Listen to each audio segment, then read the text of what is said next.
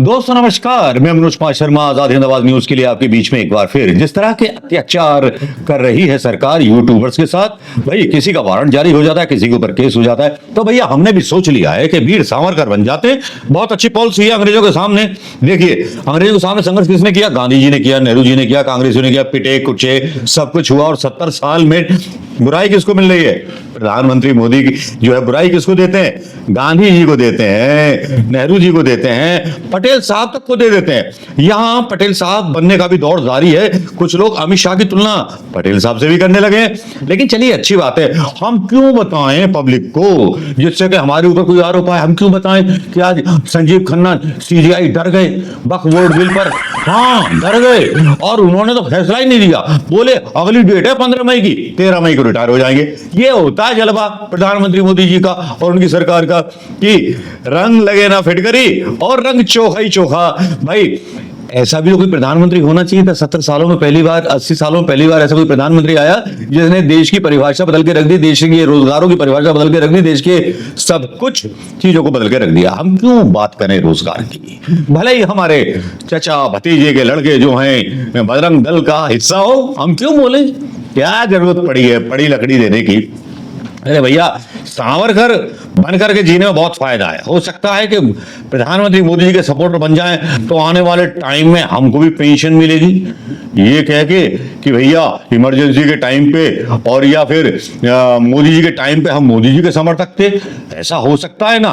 तो भैया पैसे देखो टनाटन, देशभक्ति मत देखो। अरे सिंधिया जैसे और पता नहीं कितने कांग्रेस के नेता बीजेपी में चले गए, देशभक्ति क्या उनके पास नहीं थी? होनी चाहिए थी लेकिन नहीं थी। भाई एक पत्रकार था संजय शर्मा 4PM का, भैया वो लगा हुआ है सुप्रीम कोर्ट में प्रिंसिपल को लेकर, बादशाह जी पता नहीं लगे हुए हैं, लेकिन भैया कुछ नहीं हुआ। अगली डेट मिल गई 1 हफ्ते की, पक्ष ने यह कहा कि भैया नहीं मिल गई। हमने बड़ा क्रांतिकारी एक वीडियो बनाया था संजय शर्मा पे, भैया एक क्रांति हो जाएगी, ये आदमी गया सुप्रीम कोर्ट में, तो हो सकता है बाकी के यूट्यूब चैनल को राहत मिल जाए। लेकिन सुनने में आ रहा है कि हम भी नंबर में हजूर के। भैया हजूर मोदी साहब देखिए, हम तो आपकी कभी बुराई करेंगे ही नहीं। हम कभी सवाल नहीं करेंगे कि रोजगार कितने मिले, हम कभी सवाल नहीं करेंगे कि हिंदू मुस्लिम करा दी, हम कभी सवाल नहीं करेंगे मणिपुर पर, हम कभी सवाल नहीं करेंगे सिक्किम पर, हम कभी सवाल नहीं करेंगे कश्मीर पर। अरे आप अपनी पार्टी के आदमी यार, हम क्यों पूछे? अरे आप जानो, आपका काम जाने, सरकार जाने, हम क्यों पूछे सवाल कि मतलब भ्रष्टाचार क्यों है? अरे क्या पड़ी है पड़ी लकड़ी देने की? हम क्यों पूछे कि यूपी में इतना भ्रष्टाचार क्यों है? योगी जी को हम क्यों बदनाम करें? योगी जी को बदनाम करते होंगे विपक्ष पार्टी है, लेकिन हम क्यों करें? हम नहीं करेंगे भैया। अब तो हमने सोच लिए कि हमारे जो पूर्वज थे सावरकर जी, उन जैसा काम करेंगे। आजाद हिंद सेना नहीं बनाएंगे, आजाद हिंद कुछ नहीं बनाएंगे, बस दूर से तमाशा देखेंगे और जब सत्ता आ जाएगी तो पार्टी बना करके जय श्री राम बोल करके कूद जाएंगे। ऐसे ही तो चलती है पॉलिटिक्स। और पॉलिटिक्स का ये एक तरह से क्या होता है, मतलब ऐसा होता है ना। देखिए ना, बहुत सारे कांग्रेस के नेता जो पहले कांग्रेस में रह के बीजेपी की बुराई करते थे, मोदी जी की बुराई करते थे और राहुल गांधी की बुराई करते हैं। अरे इनका कोई दीन ईमान है? अरे हम क्यों अपनी दोस्ती बिगाड़े, रिश्तेदारी बिगाड़े? यार दोस्तों ने बात करना बंद कर दिया, रिश्तेदारों ने बात करना बंद कर दिया। बोले भैया हिंदू नहीं हो क्या? अरे भैया हिंदू हैं, लेकिन हिंदू का सर्टिफिकेट बीजेपी देगी तब हिंदू हो आप, वरना कट हुए हो, पाकिस्तान चले जाओ। लेकिन हम क्यों बोले? हमें क्या पड़ी है पड़ी लकड़ी देने की? हम क्यों बोलें कि संजय शर्मा के लिए हमने कल एक ताम में एक बड़ा वीडियो बना लिया था, हम जो पोस्ट करने वाले थे, लेकिन हमने डाला नहीं। देखें ये वीडियो, चलो दिखा देते हैं।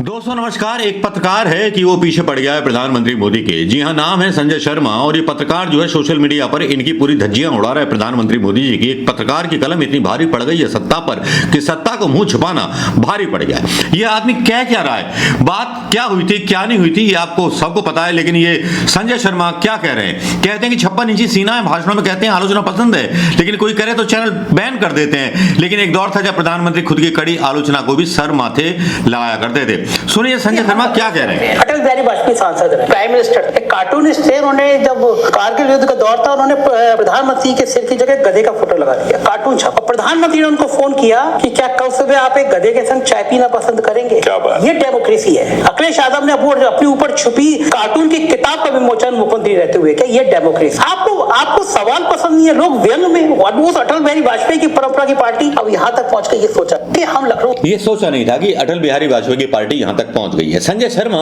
जैसे खूनम खून लवरेज हुए हैं अपने यूट्यूब चैनल बंद हो जाने के बाद, और यूट्यूब चैनल तो बंद हुआ है बेचारों का, लेकिन ये जैसे पीछे पड़ गए। अब ये एक और सवाल उठा रहे हैं कि मोदी का विमान पाक में कैसे उतरा, शाह के बेटे भारत पाक मैच दुबई में क्यों कराते हैं, डोभाल के बेटे का बिजनेस पाकिस्तान के मतलब लोगों के साथ क्यों है, क्यों हमेशा जनता और पत्रकारों से देशभक्ति का सर्टिफिकेट मांगा जाता है, सरकार चला रहा है, नेता अपनी जिम्मेदारी से कब तक भागते रहेंगे। तो इस तरह के वीडियो आ रहे हैं और संजय शर्मा हमलावर, बहुत बुरी तरह से हमलावर है, बता नहीं सकता मैं आपको। सुनिए, हम मैच नहीं खेलेंगे उनसे भारत की जमीन पर। वो कभी ऐसा नहीं हुआ था कि प्रधानमंत्री विदेश से आ रहे हो, जहाज पाकिस्तान में उतार, किस मुंह से हम बात करेंगे। हम मैच नहीं खेलेंगे उनसे भारत की जमीन पर, वो मैच नहीं खेलेंगे पाकिस्तान की जमीन पर। लेकिन शाह साहब के बेटे हैं तो मैच दुबई में खेला जाएगा भारत और पाकिस्तान से, क्योंकि हजारों करोड़ का खेल है। ये सवाल पूछेंगे ये कौन सा देश के खिलाफ है? कभी यार संजय शर्मा तो पूरा पजामा उतारने के ऊपर लगे हुए हैं। अब मुझे नहीं लगता यार इनको हो क्या गया है, मतलब अभी तो वो सीधे सीधे मतलब चैलेंज कर रहे हैं संजय शर्मा कि भैया अब आप हमारे साथ 10 FIR हो जाए, मैं नहीं डरता। सुनिए, मैं देश का नागरिक हूँ, सुरक्षा में चूक हुई तो सवाल क्यों ना पूछूं, और मैं डरता नहीं हूँ। देश में शोक है तो मोदी जी एक दिन में 3 शर्ट क्यों बदलते हैं? लग रहा है सिर्फ मोदी मीडिया ही सीरियस है। सवाल तो यह है कि पुलवामा में 350 kg RDX कहां से आया, आज तक जवाब नहीं मिला। भैया ये तो हमने संजय शर्मा जवाब पैदा भी नहीं हुए थे जब हमने पूछ लिया था, लेकिन संजय शर्मा खतरनाक तो पीछे नाम है कपिल सिब्बल का, तो अब तुम हमें डरने की हमें यहाँ की जरूरत नहीं है। अगर आप हमारे साथ बैठे हैं तो ये ऐसी 10 FIR करते हैं, हमें कोई चिंता की बात नहीं, ये कॉन्फिडेंस आज और आगे। दूसरी बात, सवाल हमने देश के खिलाफ इतना पूछा कि मोदी जी पहलगांव में सिक्योरिटी नहीं थी तो जिम्मेदारी किसकी? जिम्मेदारी आपकी है। आप लेकिन यहाँ इस बीच कपिल सिब्बल भी साफ करते हैं कि भाई ऐसा चल रहा है कि जो भी आप बयानबाजी करेंगे पाकिस्तान उसका फायदा उठाएगा। सुनिए कपिल सिब्बल क्या बोलते हैं। कह रहे हैं कि वो कह रहे हैं, देखिए मैं उनकी भी मन की बात आपको बता दूं। वो कह रहे हैं कि इस समय आपको ये सवाल नहीं पूछना, क्योंकि इस समय देश इसी स्थिति पे है और इसी गंभीर स्थिति है कि कोई भी आप सवाल पूछोगे उसका फायदा किसी और को होगा, इसलिए इस समय आपको सवाल नहीं। हमको भी लगा था सर कि देश इस स्थिति में है क्योंकि प्रधानमंत्री अपना सऊदी का दौरा वापस करके आए थे, हमें भी लगा था उस दिन की देश इस स्थिति में है। लेकिन वो तो 24 घंटे बाद बिहार में रैली कर रहे हैं, चुनाव की रैली कर रहे हैं, वो तो जरूरी था। वो मंच पे बैठ के हंस रहे थे नीतीश कुमार के साथ। रैली तो जरूरी होती है ना, राजनीतिक। बिल्कुल मैं मानता हूँ। उसके बाद वो 9 घंटे फिल्मी हीरो हीरोइनों के साथ बम्बई में थे। उसके बाद कल वो केरल में दूसरी शर्ट पहने हुए थे, शाम को तीसरी शर्ट पहने हुए थे, वहां चंद्रबाबू नायडू और डिप्टी CM के संग मंच पे हंस रहे। ये जिंदगी के अंदाज हैं जो बदल जाते हैं, और जनता जब सवाल पूछती है तो कटघरे में वो सवाल एक प्रधानमंत्री को खड़ा कर देते हैं। संजय शर्मा जिस तरह के सवाल पूछ रहे हैं वो वाकई में मौजू हैं। एक तरह से एक प्रधानमंत्री की जवाबदेही बनती है जो प्रधानमंत्री अपने आप को देश का चौकीदार कहता है।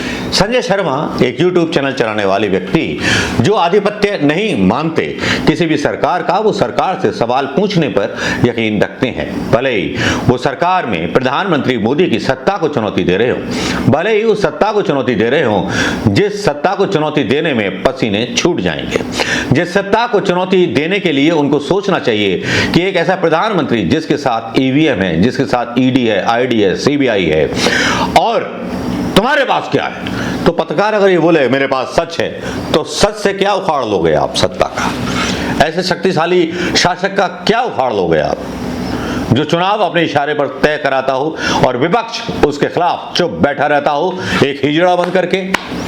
क्योंकि विपक्ष अगर हिजड़ा ना होता तो प्रधानमंत्री मोदी इतने शक्तिशाली ना होते। विपक्ष को हिजड़ा कहने में आज मुझे कोई शर्म या संकोच नहीं हो रहा, क्योंकि जिस EVM पर आरोप लगाए जाते हैं, सोशल मीडिया पर बड़े बड़े बयान और बड़ी बड़ी चीजें और बड़ी बड़ी बातें कही जाती हैं। भारत में राहुल गांधी के द्वारा मोहब्बत की दुकान खोलने के लिए यात्रा निकाली जाती है, तब क्या देश के लोगों के बीच EVM पर संदेह को प्रकट करने के लिए यात्राएं करने का विपक्ष का धर्म नहीं है? या सिर्फ एक किनारे बैठ करके भारतीय जनता पार्टी की ताकत का तमाशा देख रहे हैं सारे विपक्ष के लोग? संजय शर्मा के हौसले को सलाम, लेकिन विपक्ष की जवाबदेही कहां है? क्या होगा इस वीडियो को देखने के बाद? बोलो आप क्या कर रहे हो? अब संजय शर्मा ने क्या उखाड़ लिया? अब हवाई हमले, एक नेता ने जो था राफेल दिखा दिया कि राफेल किस लिए भैया, राफेल क्या मतलब न्यू हल्दी टांगने के लिए गया, बीजेपी ने उसको भी पलट दिया। बोले कांग्रेस जो है सेना का मनोबल गिरा रही है, और इधर बोले तो आफत, इधर बोले तो आफत। कांग्रेस ने कह दिया कि भैया कार्रवाई करो, लेकिन कार्रवाई करने की जगह कांग्रेस विरोधी है, देश की सेना का मनोबल गिरा रही है। अब भैया कुछ समझ में नहीं आता, पॉलिटिक्स जो है गड़बड़ चल रही भैया। अब वीडियो तो तुमने देख लिया होगा संजय शर्मा का, अब बताओ क्या करे संजय शर्मा। और बहुत सारे यूट्यूबर्स बंद हो जाएंगे, हमारा चलेगा, क्योंकि हम तो भैया मोदी जी की बुराई करेंगे ही नहीं। हम पूछेंगे नहीं मोदी से कि मोदी जी आपने जो वादे किए थे वो पूरे हुए कि नहीं हुए, क्यों पूछें, हमें क्या पड़ी है। रोजगार को ना मिला, रोजगार ना मिले, देश का विकास हो, अदानी के साथ आपके क्या रिश्ते हैं मोदी जी, हम क्यों पूछें। होंगे, घूमते होंगे प्लेनों में, हम क्यों पूछें कि चुनाव आयोग आपका करप्ट है, क्या जरूरत पड़ी है। चुनाव आयोग करप्ट है तो देश की जनता को निकल के आना चाहिए था ना, विपक्ष को निकल के आना चाहिए था सड़कों पर, लेकिन जब कोई नहीं आ रहा तो हम क्यों बोलेंगे, हम क्यों बड़ी लकड़ी दें। दोस्तों देखो, बड़ी लकड़ियां देते देते मैं भी परेशान हूं, आप भी परेशान हैं, लेकिन सरकार है, सत्ता है, डर लगता है। कोई सवाल पूछता है तो उसके नाम के वारंट जारी हो जाते हैं। वैसे संजय शर्मा को हीरो तो बना दिया है, नेहा राठौर को सरकार ने हीरो तो बना दिया है, लेकिन देखने वाली बात यह होगी कि आने वाले टाइम में क्या हम निर्भय होकर के ये चीजें बोल पाएंगे, या वही डायलॉग का सहारा लेना पड़ेगा जो आपने आज के हमारे व्यंग्य ब्लॉग में देखा। नमस्कार, जय हिंद दोस्तों।